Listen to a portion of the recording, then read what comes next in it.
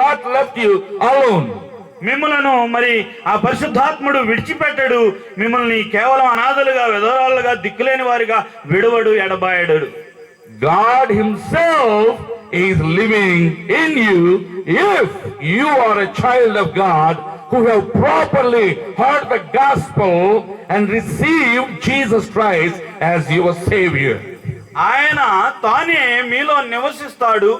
ఎప్పుడైతే మీరు వాక్యాన్ని విని అంగీకరించి హృదయంలో చేర్చుకుంటారో అప్పుడు ఆ పరిశుద్ధాత్ముడు మీలో నివసిస్తాడు. Hallelujah. హల్లెలూయా.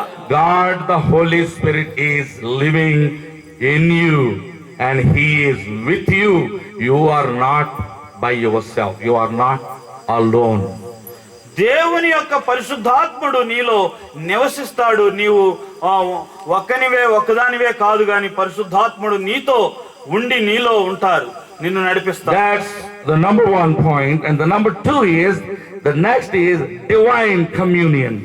అది మొదటిది అయిపోయినదండి. రెండవది ఏంటంటే divine communion. దేవునితో సహవాసం. దేవునితో సహవాసం. I will live with them and walk among them. నేను వారితో ఉంటాను, వారితో నడుస్తాను. So here in the 16th through 18th of the previous chapter, that is 6th chapter of 2 Corinthians, if you would read through 16 and 18.